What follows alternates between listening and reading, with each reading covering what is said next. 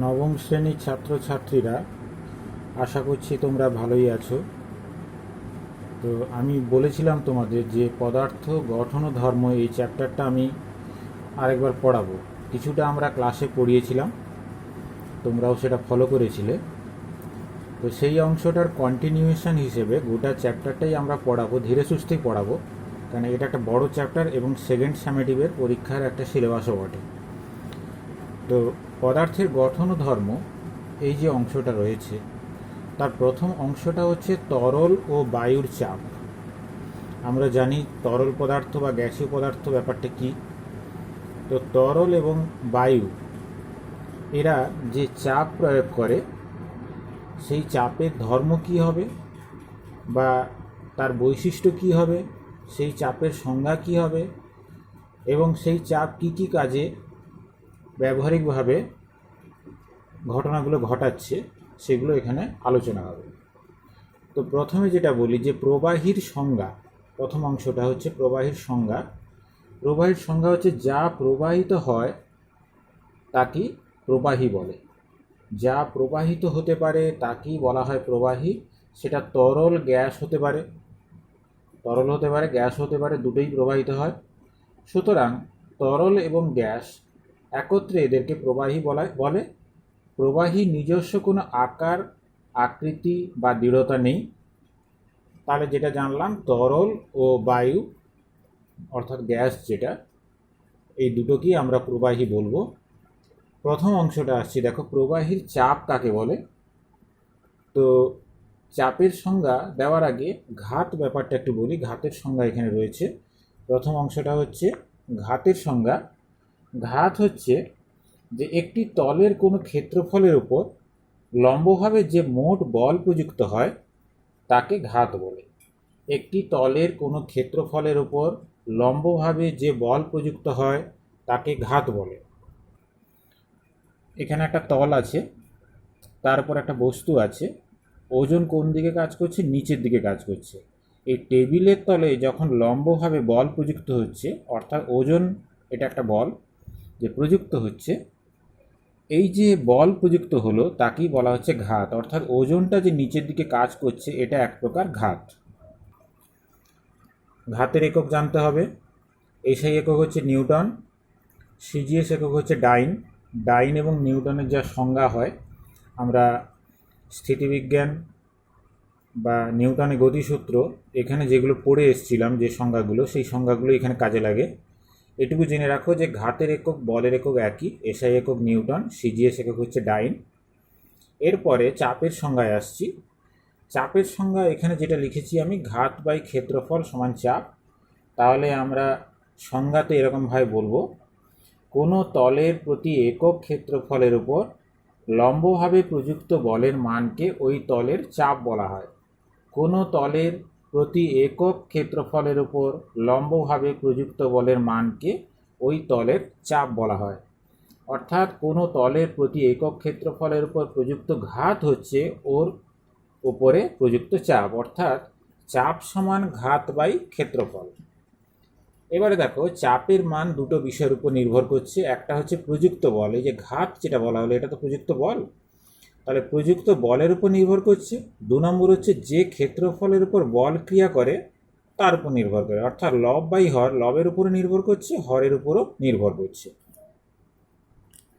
দুটো বাস্তব উদাহরণ রয়েছে চাপ সংক্রান্ত। এক নম্বর হচ্ছে, ধারালো ছুরি দিয়ে খুব সহজে ফল কাটা যায়, কিন্তু ছুরিটা যদি একটু ভোঁতা হয়ে যায় তাহলে সহজে আনাজ কাটা যায় না বা ফল কাটা যায় না। এর কারণ রয়েছে এরকম, ছুরি যখন ধারালো হয় তার ক্ষেত্রফলটা কমে যায়। ধারালো ছুরির ক্ষেত্রে যে স্পর্শতল, তার ক্ষেত্রফলটা কমে যায়। কমে গেলে যেটা হবে, বল প্রযুক্ত হচ্ছে তখন চাপটা বেড়ে যায়। তাহলে অতি অল্প বল প্রয়োগেও যদি আমরা কম বল প্রয়োগ করি, সেখানে চাপ বেশি উৎপন্ন হয়, ফলে ফল সহজে কাটা যায়। দু নম্বর দেখো, অসমতল পাথর ছড়ানো রাস্তায় হাঁটতে গেলে পায়ে লাগে।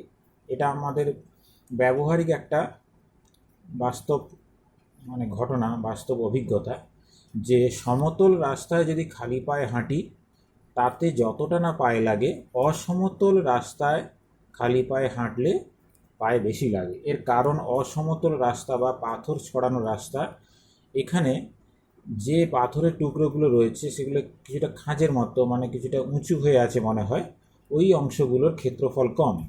তাহলে ওইখানে যখনই পায়ের বল প্রযুক্ত হচ্ছে তখন চাপটা বেড়ে যাচ্ছে। চাপ বাড়ার কারণেই হাঁটতে গেলে পায়ে লাগে। কোনো বিন্দুতে চাপের পরিমাণ সেটা যে সংজ্ঞা হয়, প্রবাহীর মধ্যে কোনো বিন্দুকে ঘিরে একক ক্ষেত্রফলের উপর প্রবাহী লম্বভাবে যে বল প্রয়োগ করে তাকে ওই বিন্দুতে প্রবাহী চাপ বলে। অর্থাৎ প্রবাহীর মধ্যে একটা বিন্দু ধরা হবে, ওই বিন্দুর একক ক্ষেত্রফলের উপর প্রবাহী লম্বভাবে যে বল প্রয়োগ করে তাকেই বলা হচ্ছে প্রবাহী চাপ। এই ছবিটা আমরা পরে আসছি। এটা জেনে রাখো, এটা একটা স্কেলার রাশি, যেহেতু ওই বিন্দুতে চাপ সব দিক দিয়ে, বিভিন্ন দিক দিয়ে কাজ করছে, এর নির্দিষ্ট কোনো অভিমুখ নেই, তাই চাপ একটি স্কেলার রাশি। একক কি হবে? এসআই একক হচ্ছে পাস্কাল, পিএ লেখা হয়। সিজিএস একক হচ্ছে ডাইন পার সেন্টিমিটার স্কোয়ার। আর এদের মধ্যে একটা সম্পর্ক আছে, 1 পাস্কাল সমান 10 ডাইন পার সেন্টিমিটার স্কোয়ার। এবারে দেখো যে তরলের কোনো বিন্দুতে চাপের প্রকৃতি, অর্থাৎ তরলে কোনো বিন্দুতে যে চাপ সৃষ্টি হচ্ছে তার বৈশিষ্ট্যগুলো কি কি। 1 নম্বর যেটা, তরলের মধ্যে কোনো বিন্দুতে তরল সব দিকে সমান চাপ প্রয়োগ করে, অর্থাৎ কোনো বিন্দুতে যে চাপ হবে সেটা সব দিক দিয়েই সমান হবে। 2 নম্বর, তরলের মধ্যে একই অনুভূমিক তলে সব বিন্দুতে চাপ সমান, অর্থাৎ একই অনুভূমিক তলে যদি হয়, তলটা যদি একই অনুভূমিক তল হয় তাহলে সব বিন্দুতেই কিন্তু চাপ সমান হবে। 3 নম্বর, গভীরতা বৃদ্ধির সঙ্গে তরলের মধ্যে চাপ বৃদ্ধি পায়। যত গভীরতা বাড়বে তত চাপ বৃদ্ধি পায়। এটা আমরা দেখেছি, পুকুরে যদি সাঁতার কাটতে যাই, যদি ডুব সাঁতার দিই, দেখা যাবে যত নিচের দিকে নামবো তত মনে হচ্ছে যেন চাপ বেড়ে যাচ্ছে, অর্থাৎ কিছু একটা ওজন যেন বেড়ে যাচ্ছে। আগে যে কথাগুলো বলেছিলাম এখানে বলছি যে এটা একটা তরল রয়েছে একটা পাত্রের মধ্যে, এই যে কোনো একটা বিন্দু যদি কল্পনা করা হয় তাহলে কিন্তু সব দিকে সমান চাপ প্রয়োগ করে। আর এইরকম একটা তল যদি হয়, একটাই তল হয়, তাহলে একই তলে যতগুলো বিন্দু আছে অনুভূমিকভাবে তারা কিন্তু একই চাপই অনুভব করবে, একই চাপ তারা অনুভব করে। ঠিক আছে?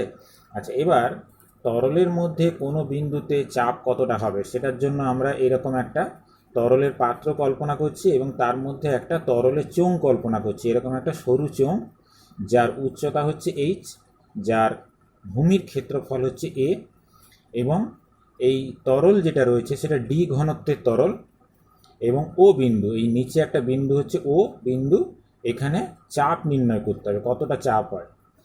বৃত্তাকার তলটির ক্ষেত্রফল এ বলে দিলাম।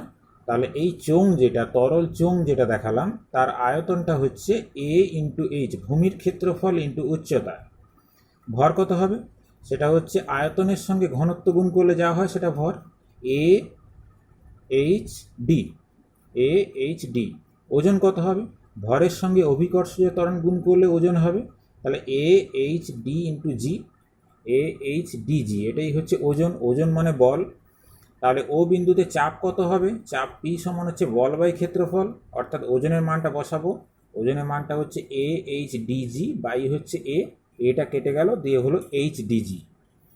তাহলে এখান থেকে যে জিনিসগুলো জানতে পারলাম সেটা হচ্ছে, সুতরাং তরলের কোনো বিন্দুতে চাপ সমান হচ্ছে গভীরতা গুণিত ঘনত্ব গুণিত হচ্ছে অভিকর্ষীয় ত্বরণ। বায়ুমণ্ডলে চাপ রয়েছে ধরা হলে এইচ গভীরতায় মোট চাপ সমান বায়ুমণ্ডলের চাপ প্লাস হচ্ছে এইচডিজি, এইচডিজি যেটা ক্যালকুলেশন করলাম তার সঙ্গে বায়ুমণ্ডলের চাপটাকে যোগ করে দিতে হয়। ব্যারোমিটারের ধারণা আলোচনা করছি। ব্যারোমিটার ধারণা আলোচনা করতে গেলে আমাদের টরিশেলির পরীক্ষা, যেটা আমরা ক্লাস 8-এ পড়ে এসেছি, একটু মনে করে দেখো যে টরিশেলির পরীক্ষায় কী ছিল, যে একটা পারদ পাত্রে 1 মিটার লম্বা একটা কাঁচের নল, একমুখ বন্ধ নল, তাকে পারদ দিয়ে ভর্তি করে উল্টে দিলাম, দিয়ে সোজা করে রাখলাম। দেখা যাচ্ছে পারদের তলটা নেমে নেমে নেমে নেমে 76 সেন্টিমিটারে এসে স্থির হয়ে গেল। ব্যাপারটা কি? ব্যাপারটা হচ্ছে স্বাভাবিক বায়ুমণ্ডলীয় চাপ বা প্রমাণ বায়ুমণ্ডলীয় চাপ ওই পারদ তলটাকে 76 সেন্টিমিটার উচ্চতা অবধি তুলে রাখে। তাহলে স্বাভাবিক বায়ুমণ্ডলীয় চাপ এটার 76 সেন্টিমিটার পারস্তম্ভের উচ্চতা হয়, তার চেয়ে বেশি বা কম যদি হয় তাহলে পারস্তম্ভটা উঁচু বা নিচের দিকে চলে যেতে পারে। এই মূল নীতিটাই ব্যারোমিটারের ক্ষেত্রে আমরা কাজে লাগাই।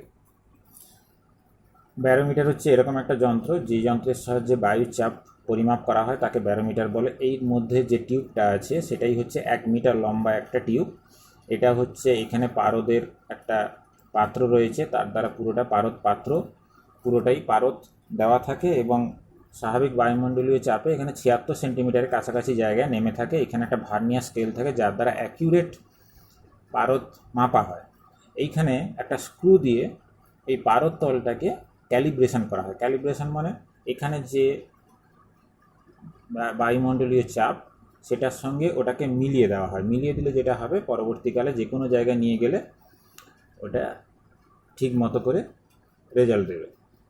তো এইরকম একটা ব্যবস্থা। তাহলে বায়ুমণ্ডলীয় চাপ মাপার জন্য যে যন্ত্র সেটা হচ্ছে ব্যারোমিটার। ব্যারোমিটারে যদি পারস্তম্ভের উচ্চতা বেড়ে যায় বা কমে যায় তার বিভিন্ন রকম ঘটনা ঘটে, সেটা এবারে আলোচনা করছি। ব্যারোমিটারের সাহায্যে আবহাওয়ার পূর্বাভাস পাওয়া যায়। দেখো 3 রকম সিচুয়েশন হতে পারে। 1 নম্বর হচ্ছে পারস্তম্ভের উচ্চতা যদি ধীরে ধীরে কমে তাহলে বুঝতে হবে শীঘ্রই বৃষ্টি হবে। ধীরে ধীরে কমা মানে কি, জলীয় বাষ্পের পরিমাণ বেড়ে যাচ্ছে। জলীয় বাষ্পের পরিমাণ যদি বেড়ে যায় তাহলে সেখানে বায়ুর চাপ কমে যায় আস্তে আস্তে। এই কারণে বায়ুমণ্ডলে জলীয় বাষ্পের পরিমাণ বেশি থাকলে সেখানে বৃষ্টি হতে পারে, এবং জলীয় বাষ্প বেশি থাকা মানেই বায়ুর চাপ কমতে থাকে, সেই জন্য পারস্তম্ভের উচ্চতা আস্তে আস্তে কমে যায়। 2 নম্বর, পারস্তম্ভের উচ্চতা যদি দ্রুত কমে যায় তাহলে কি হবে, তাহলে বুঝতে হবে ঝড়ের সম্ভাবনা আছে। অর্থাৎ দ্রুত কমে যাওয়া মানে সেখানে বায়ুর চাপ কমে গেছে, নিম্নচাপ অবস্থা আছে, তাহলে পারিপার্শ্বিক থেকে বাতাস ছুটে এসে ওই জায়গাটা পূরণ করার জন্য ছুটে আসবে, সেক্ষেত্রে ঝড়ের সম্ভাবনা আছে। পারস্তম্ভের উচ্চতা যদি ধীরে ধীরে বাড়তে থাকে তাহলে বুঝতে হবে আবহাওয়া শুষ্ক এবং পরিষ্কার থাকবে। অর্থাৎ ধীরে ধীরে বাড়তে থাকার অর্থ হচ্ছে বায়ুর চাপ বাড়ছে, তার মানে জলীয় বাষ্পের পরিমাণ কমে যাচ্ছে। জলীয় বাষ্প যদি কমে যায় তাহলে আবহাওয়া শুষ্ক এবং পরিষ্কার থাকবে। তাহলে আবহাওয়ার পূর্বাভাস বায়ুমণ্ডলের যে চাপের অবস্থা সেখান থেকে জানা যায় এবং সেটা পরিমাপ করে ব্যারোমিটার। তাহলে ব্যারোমিটার থেকে আমরা আবহাওয়ার পূর্বাভাস সম্পর্কে ধারণা পেয়ে যাব। তাহলে আমি প্রথম অংশটা আলোচনা করলাম, যেখানে রয়েছে ঘাত সম্পর্কে ধারণা, চাপ সম্পর্কে ধারণা এবং কতগুলো উদাহরণ। সেটা হচ্ছে চাপ সংক্রান্ত, পরিবাহীতে কোনো বিন্দুতে চাপের পরিমাণ কত হবে, এবং সেই সঙ্গে ব্যারোমিটারের ধারণা, এটা আলোচনা করলাম। পরবর্তী ক্লাসে সাইফন থেকে আলোচনা করা হবে।